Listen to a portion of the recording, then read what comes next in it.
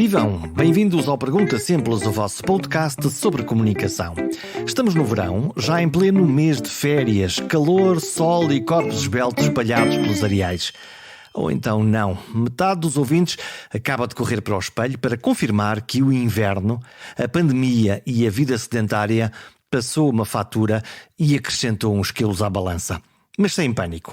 A única dieta que vos posso prescrever hoje é ouvir este podcast, que, como sabemos, é baixo em calorias e rico em boas conversas. Subscrever e partilhar também tem pouco gasto de energia e grande efeito na comunidade. Por isso, arrumem os talheres e fechem a boca. Afinal, só há uma maneira de engordar e outra de emagrecer, e é exatamente a mesma. Engordamos quando comemos mais do que a energia que gastamos, e o contrário também é verdade. Gastar mais energia, fazer exercício e cortar na ração costuma funcionar. Mas não é assim tão fácil, pois não?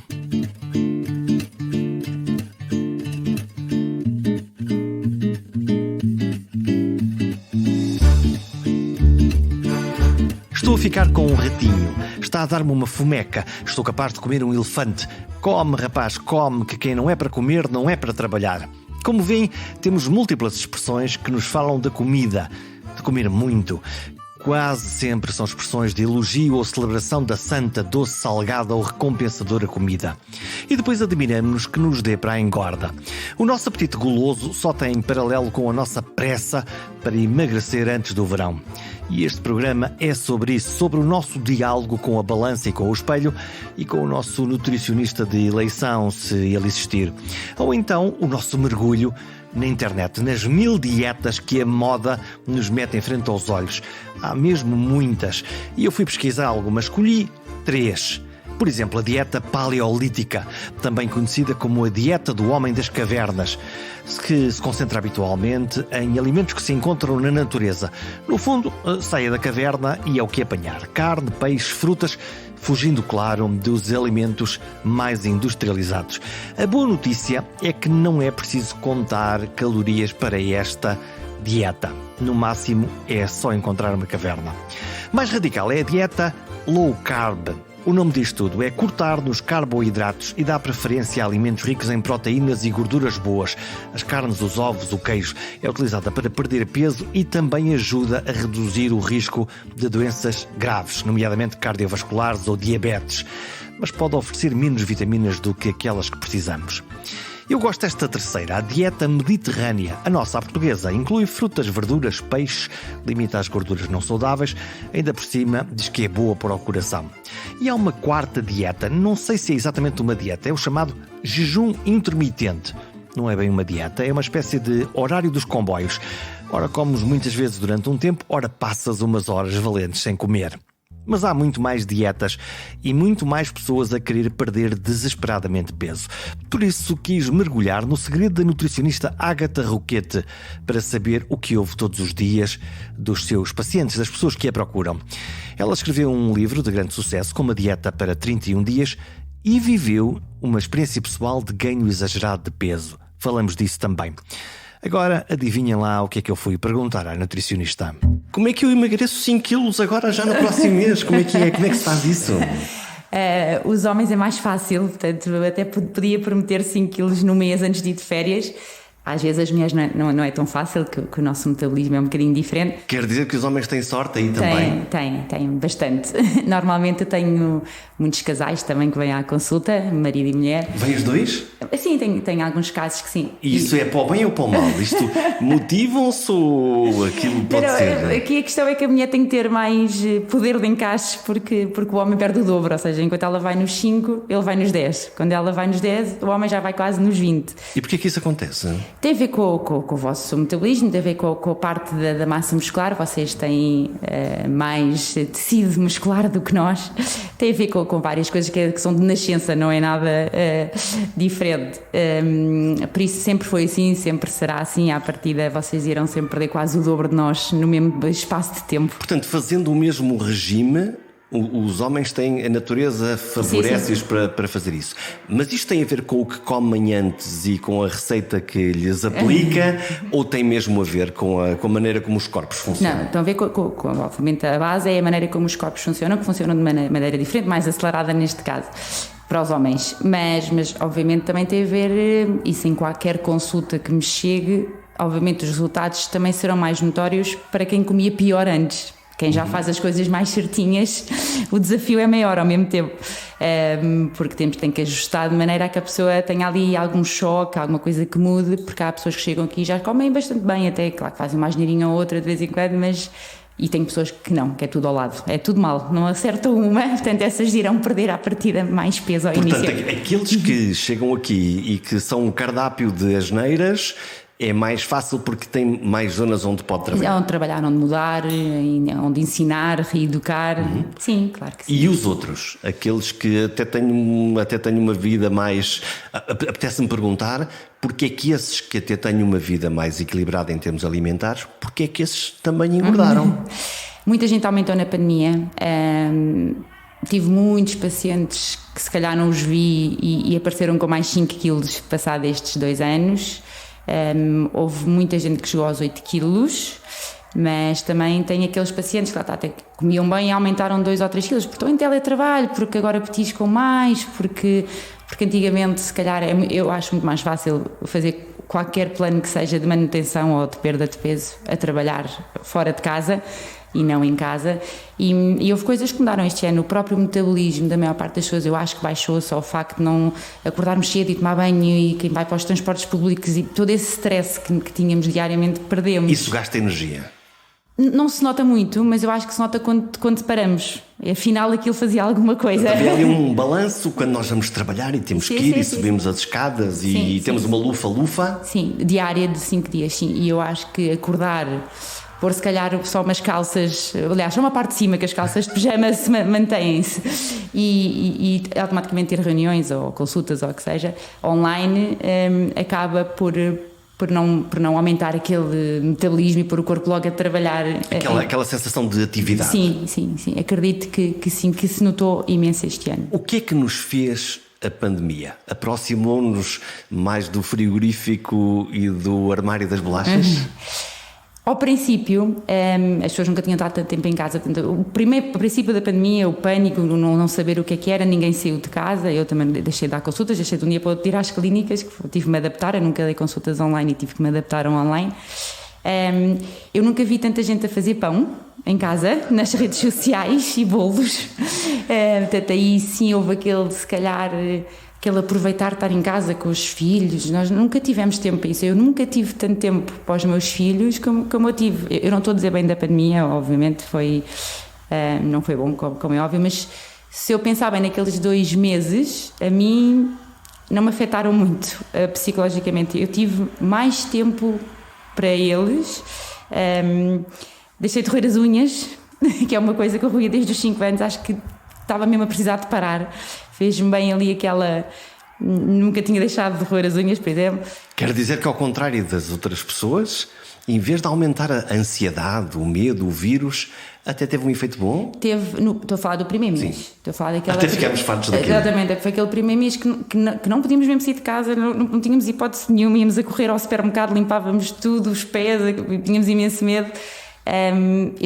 Obrigou as pessoas mesmo a pararem. Não tínhamos outra hipótese, nós tivemos que parar, e isso nunca me tinha acontecido na vida, assim, tinha que parar, e na altura ainda não tinha estratégia, ou seja, tive mesmo uma semana e eu deixei de ir às clínicas, tinha consultas marcadas, só na semana a seguir que consegui falar com as recepcionistas para marcarem tudo online, porque iria começar o online, não sei como, nunca tinha dado, mas aquela primeira semana não se passou realmente nada na minha vida. Já agora, como é que funcionou essa mudança do consultório para o online? Esse diálogo com os doentes, clientes, pacientes, o que é que lhe chama? Pacientes, sim. Pacientes. Eu acho que a passagem foi boa até. Eu acho que naqueles primeiros 15 dias as pessoas não estavam sequer preocupadas com a consulta, de terem faltado ou o que é que se vai fazer. Mas passado um mês eu de facto consegui quase manter as mesmas online do que tinha na clínica, porque as pessoas começaram a perceber, bem, é melhor ter algum acompanhamento, porque isto não está a ser fácil gerir em casa, e é um bolo e é mais pão. Só para ter o exemplo, eu normalmente faço uma lancheira para os meus pacientes gerirem durante o dia e deixo-os gerir como eles querem. E o que é que lá põe? Ponho fruta, ponho frutos secos, ponho iogurte, ponho queijo, enfim, também dependendo do gosto da pessoa. As pessoas não comem isto, outras são intolerantes à lactose, depois depende. Mas Imagina o que é eu pôr 4 nozes. 4 nozes. Quando a pessoa leva 4 nozes para o trabalho, eu acredito que só vão comer as 4 nozes. Em casa não. Em casa está lá o armário, onde estão mais 40 nozes. Exatamente, 4 nozes de hora a hora. Não é só uma vez. Portanto, eu acho que tudo isto, o acesso rápido à cozinha, estarmos a 2 ou 3 metros da cozinha, não facilitou, obviamente, mas depois o próprio stress que veio social, as pessoas não sabiam o que é que ia acontecer.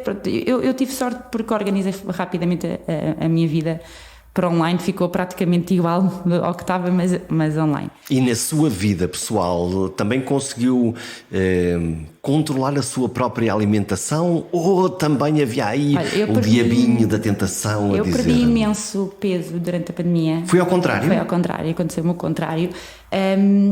Eu só não tenho menos peso porque gosto muito de jantar fora ao fim de semana, e é aí que eu faço as minhas asneiras. Eu em casa não tenho grande atração pela comida, muito menos se for eu a fazer. Gosto de comer, mas não tenho grande prazer. Poupa de segunda a sexta-feira, que é para se vingar ao fim de semana. Gosto mesmo de ir a um restaurante e de experimentar as coisas típicas. Hoje em dia gosto imenso de asiático, por exemplo, experimento tudo, tudo. E eu deixei de fazer isso, portanto, eu deixei de jantar fora, deixei de estar com amigos, eu deixei de estar à mesa como estou com os meus pais ao fim de semana, com os meus sogros, não estávamos com ninguém. Eu gosto de comer mesmo socialmente, e eu deixei de ter a vida social. Comer com os outros. Com os outros. Eu em casa, hoje em dia, graças a Deus, já tive muitos problemas na adolescência de comer sozinha e às escondidas, e era tudo às escondidas. Hoje em dia gosto exatamente do contrário, comer socialmente e sem esconder. Comer com os outros. Comer com os outros. Eu não sei se quer partilhar connosco e com os ouvintes do Pergunta Simples, porque além de nutricionista, e essa é a sua formação e a sua profissão, na realidade passou por uma experiência de alguém que ganhou peso a mais. Sim. O que é que lhe aconteceu? Como é que uma jovem adolescente de perfil atlético, que era o caso, subitamente perde o tino alimentar, se me permite a expressão? Sim. Foi isso que aconteceu? Foi. Eu era atleta mesmo de competição, de patinagem, e nós treinávamos 4 horas todos os dias, e ao fim de semana chegámos a treinar 8. Portanto, um corpinho Danone. Passe a publicidade. Era. Alguém que treina tanto. E a patinagem faz um corpo bem engraçado, tinha um corpo muito giro, sim. E depois nós chegamos a uma fase da competição que é ou eu quero estudar e se calhar com uma média mais alta, ou continuo a competir e a fazer as duas coisas juntas. E na altura queria entrar em dentária e as médias não eram baixas, e eu sempre fui boa aluna, nunca fui alunas de 20 nem perto disso, era de 14 e de 15, e já para mim já me chegava, porque eu queria era treinar e também ter as minhas amigas, e não era... Estudava muito, mas não era... E a pressão sobre os miúdos nesta altura do pré-entrar na universidade é o 12º. Grande, não é? Foi aí, foi o 12º. Foi no 12º que eu comecei a aumentar de peso. Tinha 58 quilos, mais ou menos, sempre tive. Durante esse 11º, 12º, sou muito alta, portanto, e aqueles 58 quilos estavam muito bons. E de repente, no 12º, achei por bem que queria aumentar as minhas notas para ter a certeza que entrava em dentária. Deixei de patinar durante 4 horas e passei a estar a estudar 4 horas por dia. E não estudava tanto, mas estava em casa, não ia treinar. Portanto, deixou de gastar energia por um lado? E comer bolachas pelo outro, coisas que eu nunca tinha tido tempo para comer. Eu sempre almocei bem, lanchava qualquer coisa em casa da minha avó, que era ao lado do ringue de patinagem, ia patinar durante 4 horas, a minha mãe ia-nos buscar e jantava, ia dormir, cansada, fazia os trabalhos de casa e cansada. Essa foi a minha vida durante anos. E o metabolismo, como é próprio dos metabolismos de alguém que se mexe muito, estava ótimo. Continua a gastar energia ao longo da noite. Exatamente. Portanto, menos bolachas, bom exercício físico, e subitamente viramos completamente à agulha. E uma relação boa com a comida, sempre tive, nunca tinha tido, aliás, não era boa, não tinha relação com a comida, eu comia para comer, não é? Era o jantar que a minha mãe fazia, minha mãe sempre fez, nunca fez nem congelados, nem nada, sempre todos os dias e quase que ia às compras. Comida da panela. Exatamente. E qual foi o efeito? Foram 12 quilos, logo que parei de patinar assim em 3 meses, porque apanhei ali depois também o verão, Algarve, aumentei ali 12 que não eram assustadores, porque eu tinha 58, passei para 70, 71, para 1,71 m eu não tinha que ficar tão chateada com aquilo, só que a roupa depois, como deixou de servir de repente, não é? Foi muito repentino, foi em 3 meses, Comecei a ganhar uma relação má com a comida, ou seja, tentava deixar de comer, depois obviamente quem tenta deixar de comer, depois já teve períodos de compulsão e comecei a ter ali uma relação mesmo chata com a comida. Ao início talvez compulsão alimentar, às vezes com alguma anorexia, porque havia dias que conseguia não comer nada, mesmo nada, comia tipo um iogurte por dia, mas depois voltaria sempre a comer, não iria passar fome, portanto, ou entrava numa anorexia grave, nervosa, nunca entrei, mas virei mais para a compulsão e mais tarde para o arrependimento com bulimia, ou seja, já provocava o vómito e aquilo evoluiu. Na prática, para quem não conhece isto de perto, a compulsão é ora não comer nada, ora comer muito? Sim, é tentar não comer nada, mas de repente, quando se começa a comer, depois não se para. Eu acho que chegava a comer uns 3 pacotes de bolachas por dia. E depois ainda abria um pacote de cereais e comia o inteiro à mão. Mas por fome? Por uma má relação com a comida, por tentar, ou seja, não estar bem com o meu corpo, porque tive ali uma desilusão, eu não estava a saber lidar com a minha imagem nova porque nunca tinha tido aquela imagem. Portanto, a minha relação com a comida começou a ficar completamente desnorteada, no fundo. E às tantas não comia por fome, aquilo era mesmo por ansiedade. Uma zanga é uma vontade, uma compulsão, lá está. No fundo é uma quase tristeza, vazio, que nos leva a comer porque não estamos bem connosco próprias.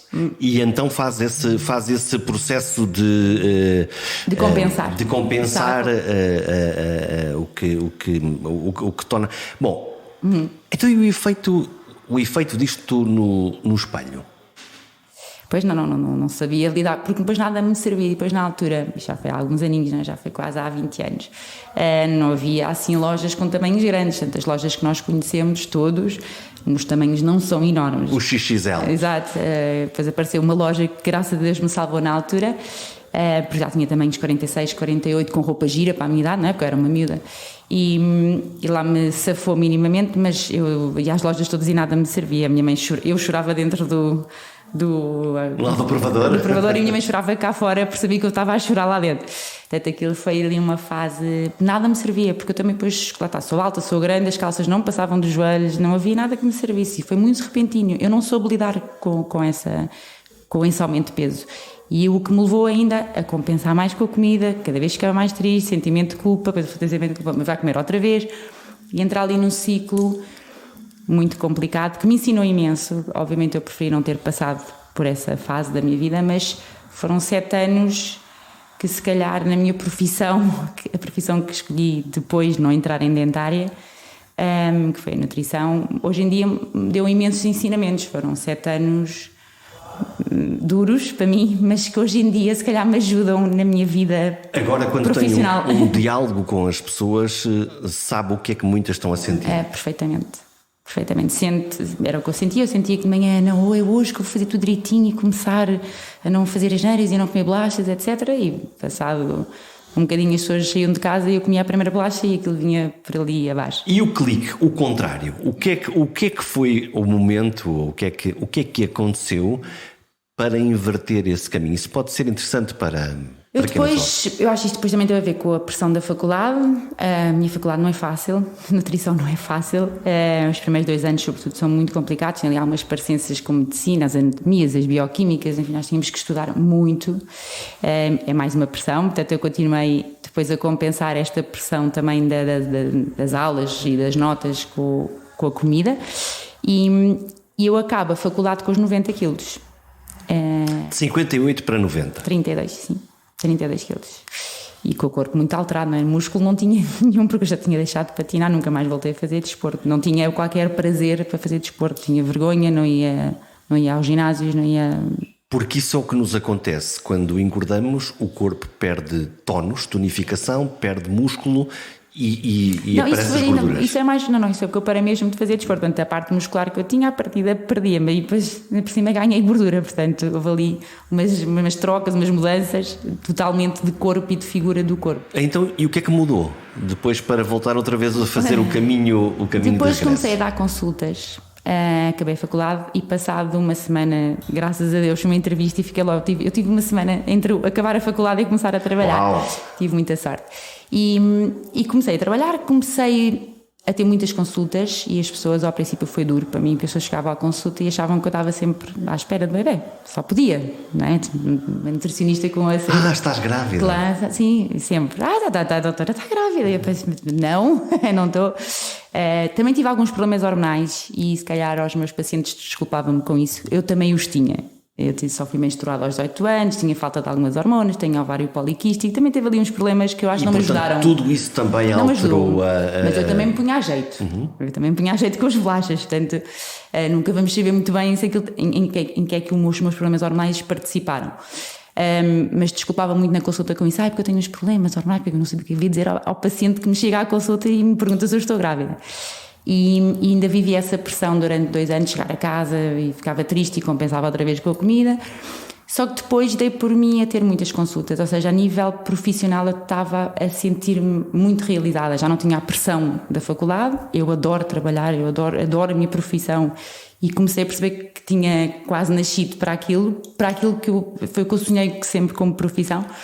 E fiquei contente de não entrar em dentária, porque a dentária não há contacto com o paciente e eu adorava aquelas histórias todas dos meus pacientes e falar com eles e até a parte de alguns pacientes chorarem. Eu gosto dessa parte, eu gosto da parte da que há um bocadinho de psicologia da nutrição. A capacidade de ouvir o outro? Ouvir o outro, deixar que desabafe, eu gosto. O que é que lhe dizem?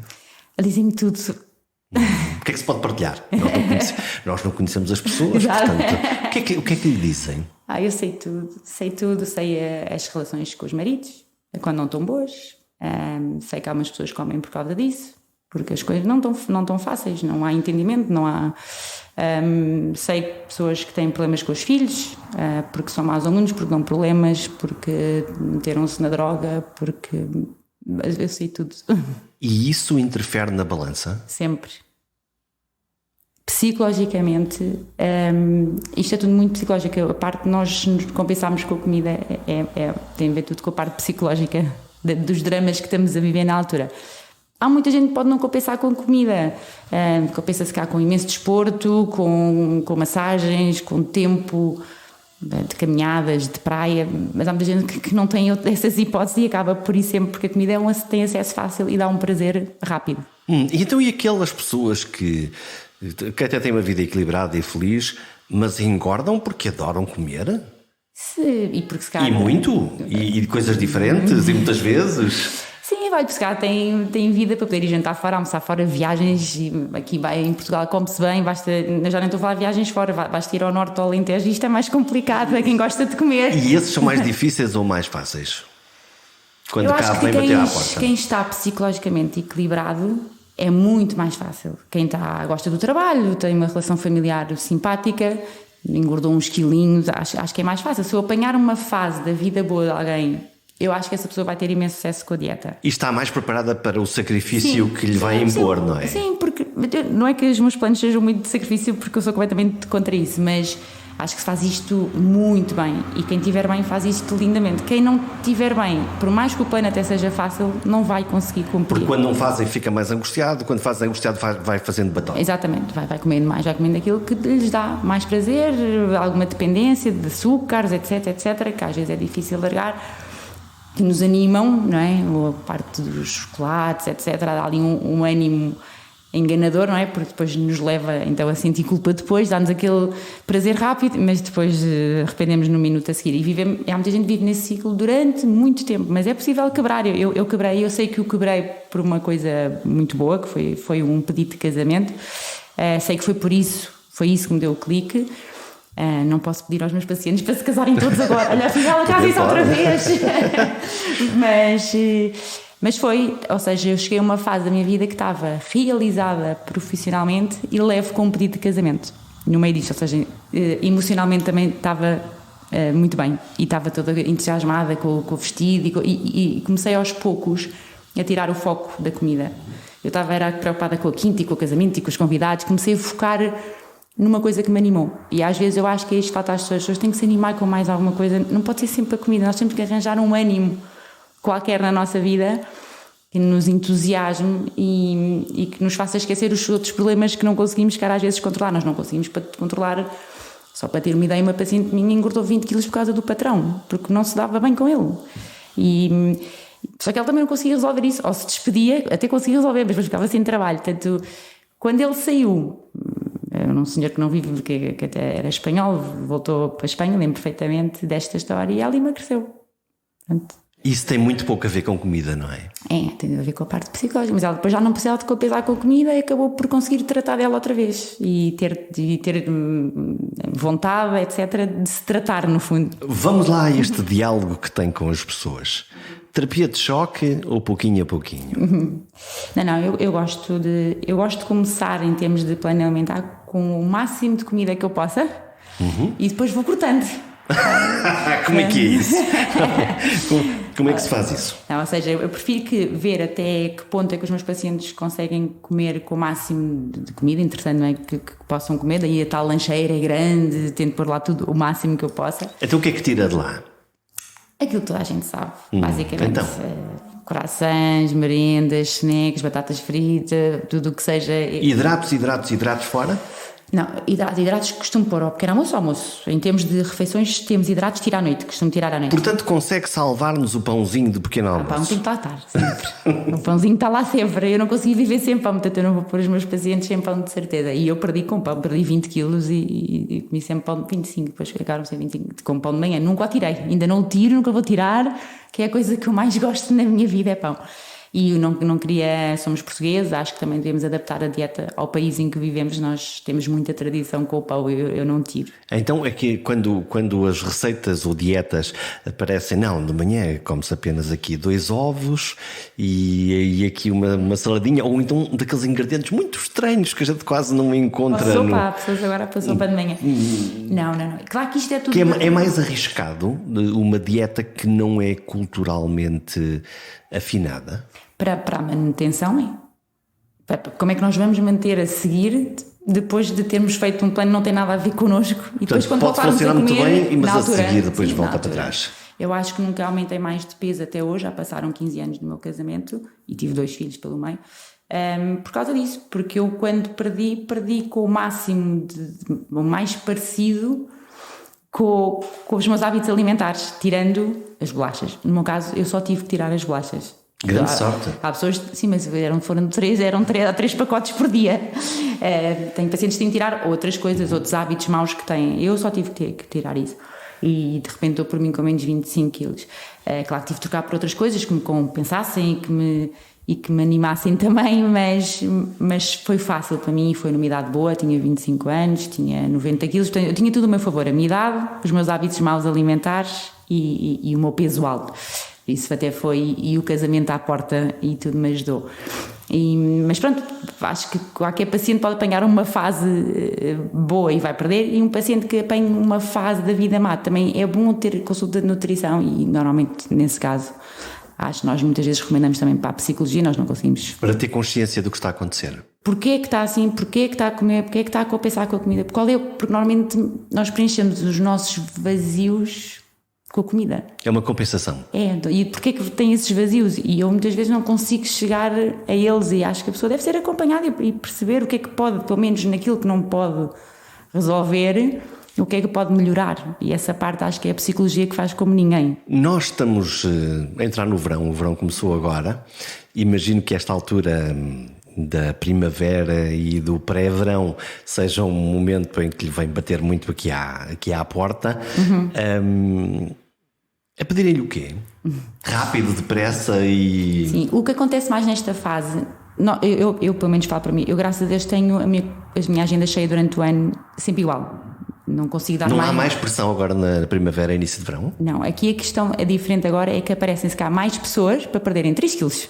Só 3? Só 3. É o dia do verão, engordaram no inverno, portanto agora querem preparar o biquíni. Aparecem muito mais pessoas, porque graças a Deus durante o ano, e se calhar graças aos médicos, aos poucos, cada vez acreditam mais na nutrição, nós temos muitos pacientes enviados por médicos, porque têm colesterol, porque têm problemas de joelhos e porque têm problemas de coluna e têm que perder peso. A solução... Portanto, a motivação não é um efeito estético ou de que eu não gosto muito do que é que estou a ver no espelho, é uma motivação até mais alta, que é uma motivação de controlar padrões ou parâmetros de saúde. Sim, por um lado é mau, não é? Infelizmente aparecem muita gente com problemas de saúde a nível de colesterol, hipertensão, triglicéridos, e que nós podemos ajudar, problemas intestinais, coisas que a alimentação de facto pode ajudar. Mas por outro lado, para nós é bom porque temos de facto muitos pacientes e nota-se ali alguma credibilidade pela parte dos médicos quando nos enviam. E 3 quilos imagino que não seja difícil. Não, 3 quilos fazem, melhoramos ali uma coisa ou outra, e depois só, como sabem, que tem um polícia. No fundo, eu sou polícia. Ah, é? É para isso que eu sirvo também. Sou nutricionista na primeira consulta e depois nas outras sou. Portanto, as pessoas chegam aqui e temos aqui ao lado uma balança. Exato. Depois em cima da balança, isto não correu bem. Exato. Ou, sim, muito bem, parabéns. E vamos mudar a qualquer coisa, e vamos animar, e vou pôr mais qualquer coisa, e vou tirar aqui, e ponho ali, também para ir mudando e para motivar o paciente. Mas a verdade é que a pessoa só. E eles mentem muito, os pacientes. Olha, mentem as crianças, mentem tanto, mas são tão queridas, mas eu percebo perfeitamente que me estão a mentir. Acho que os adultos, acho que consigo ter uma boa empatia com os meus pacientes, e acho que eles não me mentem. Acho que até pelo contrário, aquilo é de desbocar tudo. O que fizeram, fui ao McDonald's, fui aqui, fui ali, fui ao Alentejo, fui ao Norte, comi. Acho que temos uma relação.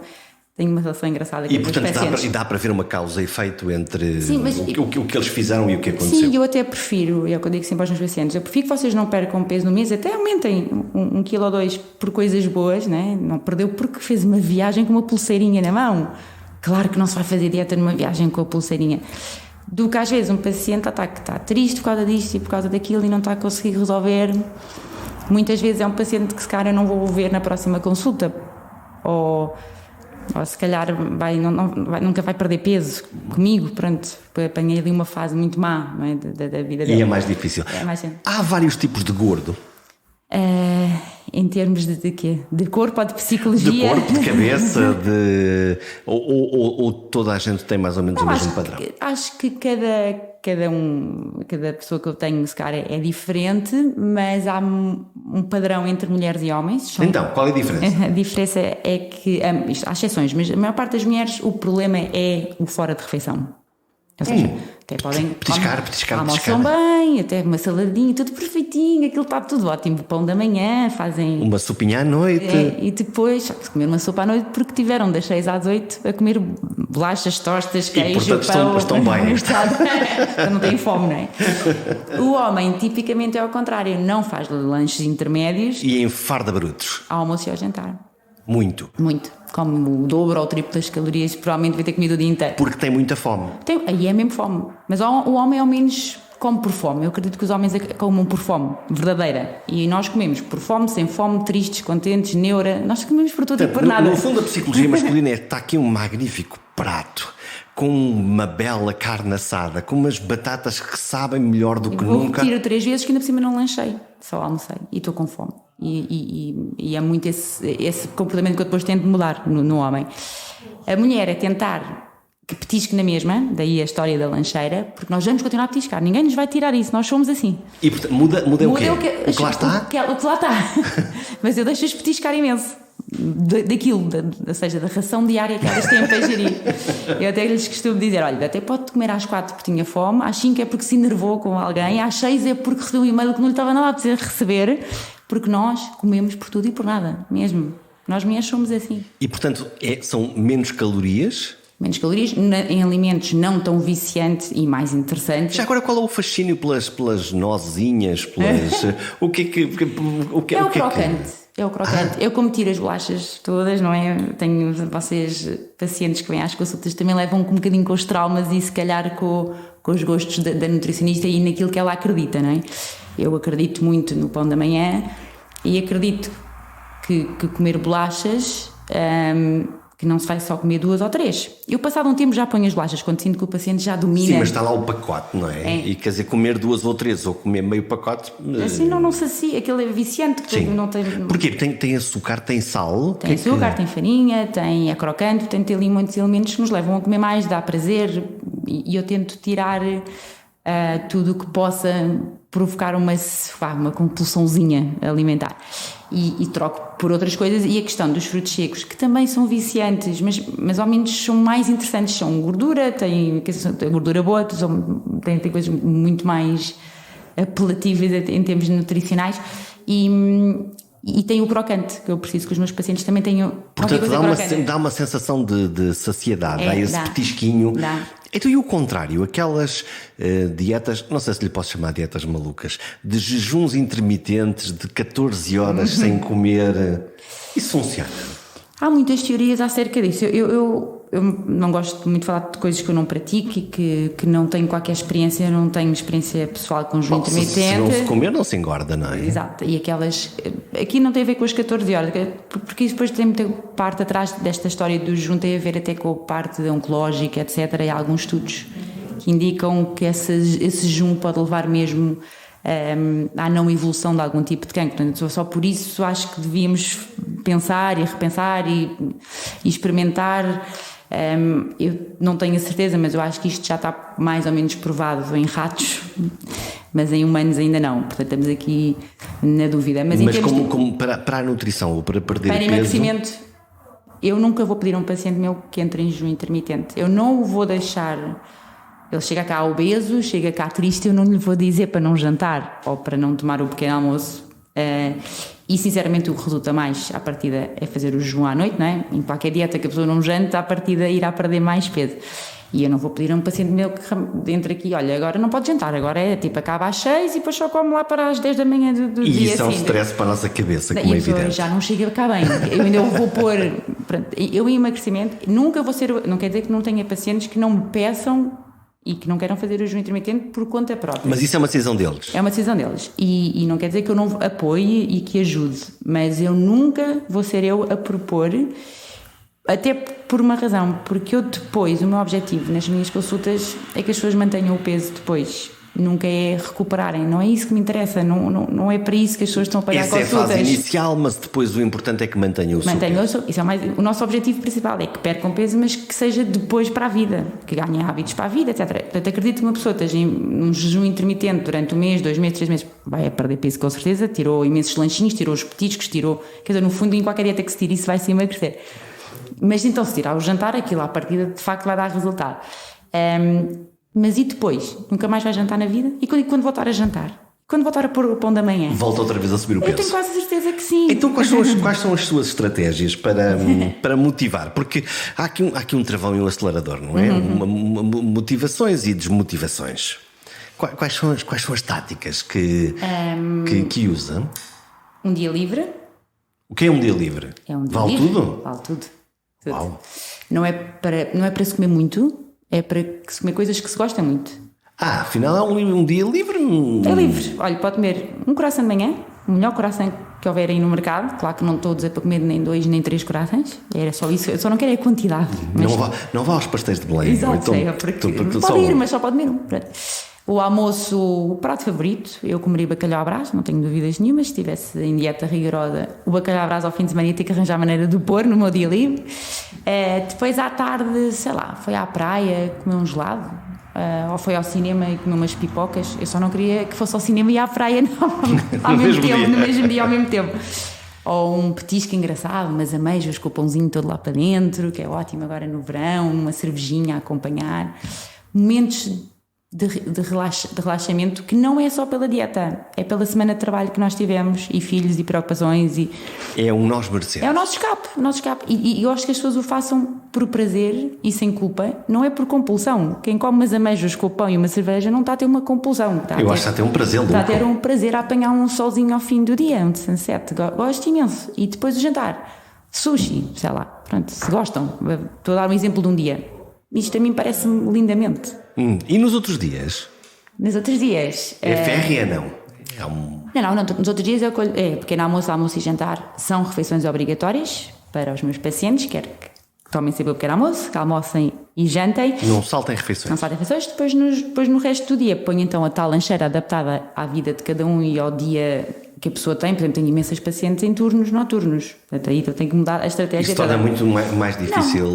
Temos que mudar a estratégia. Ou seja, a lancheira delas ainda tem que durar para a noite, não é? Uma enfermeira, uma pessoa que faça turnos. Tenho uma paciente que é faz a portaria de uma escola, mas tem que lá estar à noite.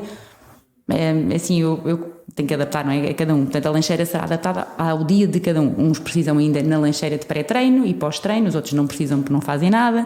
Portanto, isso depois é que já vai adaptado. Mas os outros alimentos que eu estou a falar são normais. Estamos a falar de frutas, estamos a falar de iogurtes, estamos a falar de queijo, depois depende da quantidade e do peso que tenha cada paciente. Há uns que eu tenho que pôr mais comida, tem mais peso. E depois manda-os quê? Pesar todos os dias? Não, eles só se pesam na consulta.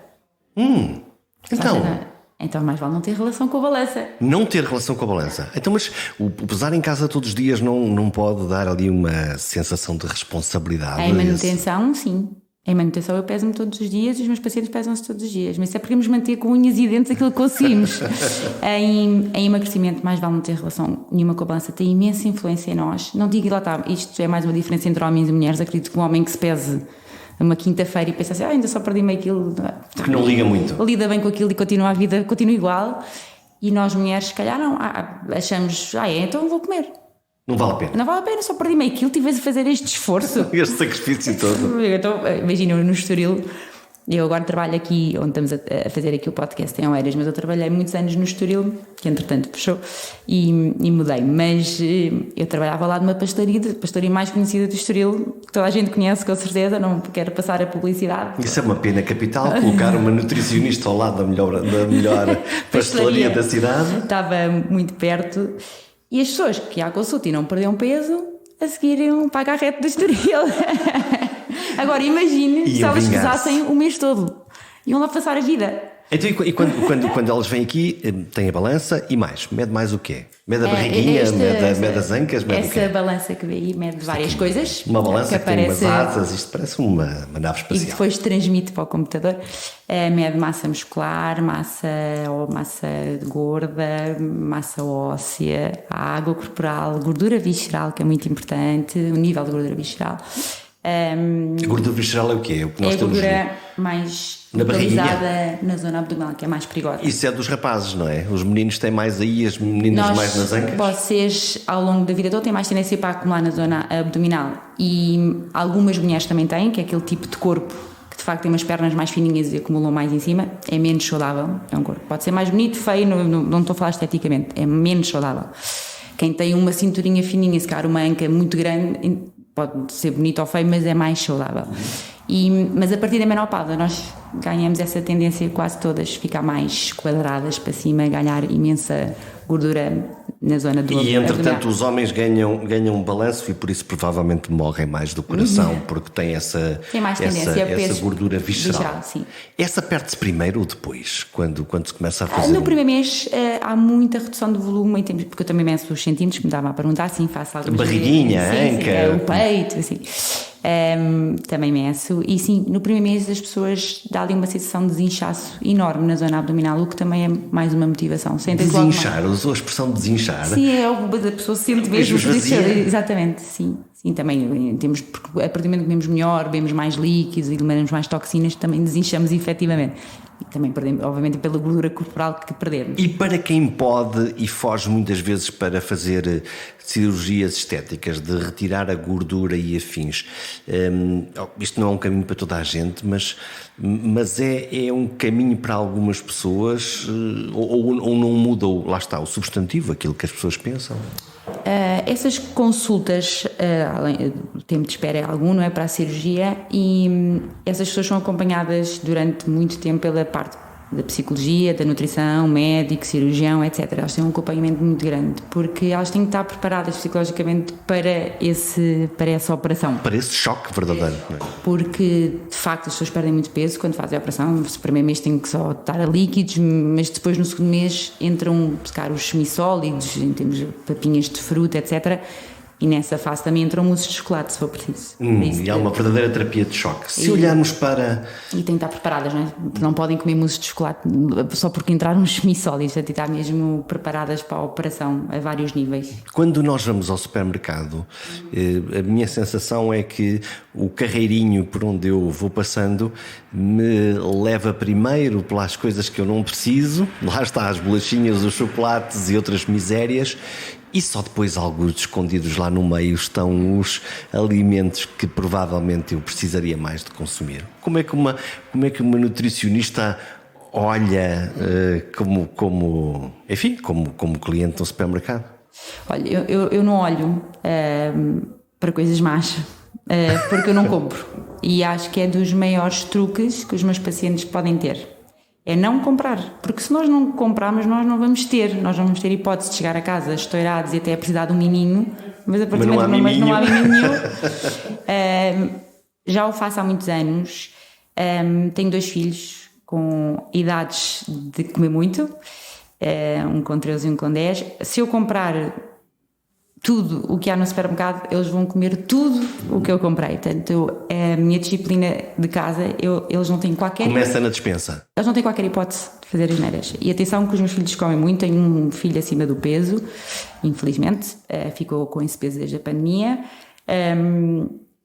Porque tem muito prazer na comida. Mas não é porque come porcarias, é porque come muito. Porque eu não consigo controlar. É difícil para uma mãe nutricionista ter um filho exatamente que não está a fazer aquilo que supostamente devia estar. Até porque eu tenho um que está super elegante, que é o mais velho, que também cresceu 15 centímetros este ano.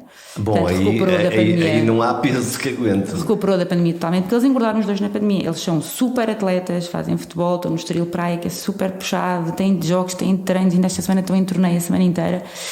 E de repente veio a pandemia. E jogam na escola o dia inteiro, futebol nos intervalos todo dia. E a pandemia parou completamente. E estar em casa às tantas, por mais que eu não tenha nada em casa, quer dizer, uma torrada em casa são 10. Eu deixo-os comer pão. Não tenho bolachas, não tenho cereais, não há qualquer hipótese de asneiras. Mas um pão em casa, em pandemia, não é um pão. São vários, se for preciso. Depois o meu filho mais novo come saudável, mas imagina, se for preciso, come uma banana, uma pera, um iogurte, tem imensa vontade, não para de comer. Ao fim de semana fazemos refeições fora e estão completamente... Porque eu também gosto que eles comam ao fim de semana porque lhes apetecer. Vamos a um restaurante, eles comem o típico bitoque, eu adoro que eles comam o bitoque, não me importa nada, também gosto, não é por aí. Só que depois o meu filho mais novo está sempre à espera que alguém deixe o bitoque e esconde um pão debaixo da mesa a comer com o bitoque. Eu já não deixei comer mais pão do cesto, mas está um escondido. Estou ali com alguns problemas para resolver. Ele é super querido, tem umas bochechinhas que eu não aguento, eu quase que estou a aguentá-lo com um bebê mais um tempo, mas acho que vou ter que ser um bocadinho mais dura. E eu acho que me está a ultrapassar alguma coisa, porque eu acho que ele na escola come mais alguma coisa. Eles não têm dinheiro, portanto não têm hipótese de ir ao bar, não levam dinheiro para a escola, não têm cartões, não têm nada, comem na cantina, mas há ali qualquer coisa que me está a ultrapassar. Está-me a fazer lembrar uma pacientinha muito engraçada que eu tinha com a idade dele, que nunca perdeu peso comigo. Mas ela não fazia asneiras, ela estava com a mãe, à noite também dizia, eu não consigo perceber, ela está a fazer tudo tão direitinho. A mãe era dona de uma pastelaria, o que não era fácil para a miúda, e ela deixou de comer coisas na pastelaria. O problema dela é comia merendas, comia tudo o que havia e deixou de comer, e a mãe dizia, ela deixou de comer. E passado 2 meses nós não vimos assim grandes resultados. Onde é que estava a batota? Ela um dia contou-nos. Com 10 aninhos virou-se para nós e disse, olha, eu vou-vos contar a verdade. Agora que vocês não descobriram, eu vou contar-vos a verdade. Exatamente, eu vou-vos contar a verdade. Eu à hora do almoço como os restos dos meus amigos todos. E quando é que com croquetes? Eu como 14. Meu Deus. Porque devia pedir os croquetes aos amigos. Claro, se vocês não comem como eu. Exatamente, mas ela... A miúda era muito engraçada, que faz um bocadinho lembrar o meu filho, que era, ela é das refeições, ela não me fazia, se calhar comia lá uma merenda, mas ela gostava mesmo da comida, ela só quando tinha comida do prato, é para comer. Feijoadas, e ela, 10 anos, falava de pratos assim mesmo pesados. Portanto, ela ali na cantina, aquilo quando era bom, era uma desgraça. Eu lembro-me quando era miúdo e os meus colegas de turma na escola primária, éramos todos magros que nem cães, para os de virar tripas. E agora eu vou a uma escola e não vejo isso, eu vejo muitos miúdos... Claro, são muito sedentários. Com peso a mais, claramente. Sim, e a pandemia foi um problema. Para mim, ali, para os meus, eu tive muito bem, não posso dizer que fui infeliz na pandemia, mas houve ali coisas que eu não gostei de ver. Os meus filhos pararam completamente de fazer desporto, agarraram-se a um jogo muito conhecido, que é o Fortnite. Todos na PlayStation? Todos na PlayStation, eles que nunca tinham estado viciados em PlayStation, mas também o que é que eles iam fazer? Não havia nada para fazer, não podíamos ir à praia, não podíamos ir à piscina, não podíamos fazer nada, e agarraram-se ali aos computadores. E eu acho que hoje é o grande problema. Os miúdos chegam a casa, não se mexem mais.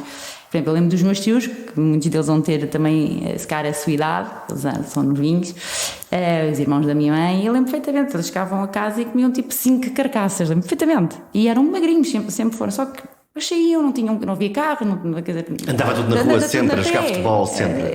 Iam jogar futebol, iam a pé para não sei onde, viviam Eiras, mas iam até Carcavelos a pé se preciso. E nós não temos essa vida, nem os nossos filhos têm esta vida. Eu ando com eles de um lado para o outro de carro, eu não os obrigo a andar a pé. Acho que as coisas mudaram um bocadinho. Portanto, eu acho que é importante os pais incentivarem mesmo os filhos a fazerem desporto, porque é a única coisa que os vai safar. Vai safar para eles fazerem exercício. E poderem comer mais também, ter uma vida mais normal, como vocês tinham. Nós já falamos das Playstations desta vida. O outro pecadilho digital é tudo muito agarrado ao telefone, aos Instagrams, aos TikToks desta vida, com também dois padrões daquilo que se chama os influencers, não é? Por um lado, um influencer corpinho Danone, de que parece que o mundo é absolutamente perfeito, este um lado, e por outro lado o influenciador, que é exatamente o contrário, que é eu quero jogar computador e afins. E isto começa a ter efeito na cabeça destes miúdos logo desde muito cedo. Acredito que mais nas meninas, não quer dizer que não haja rapazes também, aqueles corpos perfeitos obviamente mexem com certeza e querem atingir a perfeição por comparação. Eu sofri muito com isso e não havia redes sociais. A minha rede social era ir ao guincho e eu sofri horrores. Porque aquilo era tudo giríssimo, ainda é. Tudo giríssimo, marguérrimo, surfistas, tudo. E eu tinha vergonha de me despir, não me despia, estava enrolada numa toalha. E aquele era o meu Instagram. E eu sofri imenso com esse Instagram. Eu nem tenho noção o que é o sofrimento de uma miúda hoje com as redes sociais, porque eu nem por isso passei. Por isso acredito que a pressão seja muito maior, a frustração de estar com, imagina, até basta mais 1 quilo do peso, deve ser logo um drama. E obviamente cada vez tenho tido mais pacientes, adolescentes, miúdas nas consultas a quererem ter um corpo completamente perfeito. Escrevi um livro, de resto escreveu mais do que um livro, mas que são as 31 receitas, que mais de 100.000 exemplares. Que reflexo é que ouviu de quem foi lendo o livro? Portanto, já escrevi o primeiro livro, foi o que fez mais sucesso.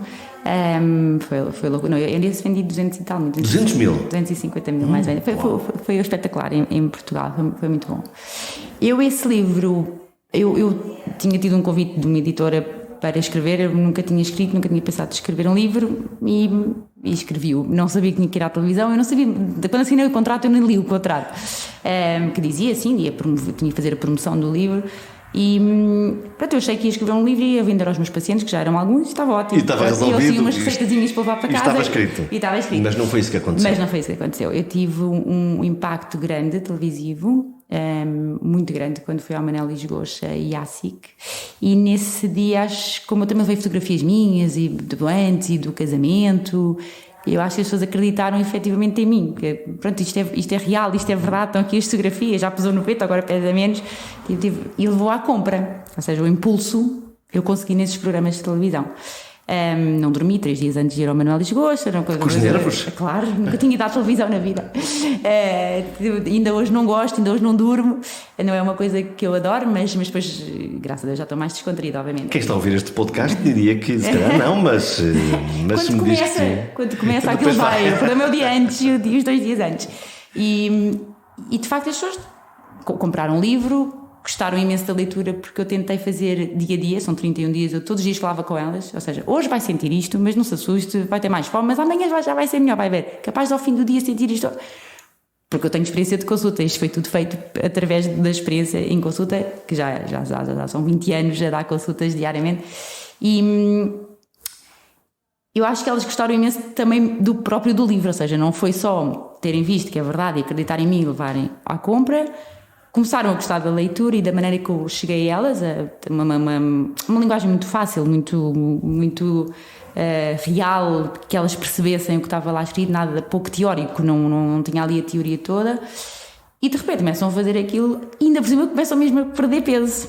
E basicamente começou a ser boca a boca. Estás mais magro, o que é que fiz? Eu comprei o livro, resulta mesmo. Pronto, lá veio outra comprar. Criou-se um fenómeno de dominó. Mesmo, foi a loucura. Eu nunca achei. Eu juro que achava que ia vender 200 livros nos meus consultórios aos meus queridos pacientes, E que já vivia ficar muito contente, porque eu nem sabia que tinha que ir à televisão, nem sabia que era assim que se lançava um livro, nem sabia que tinha que ir às feiras do livro, eu não sabia nada.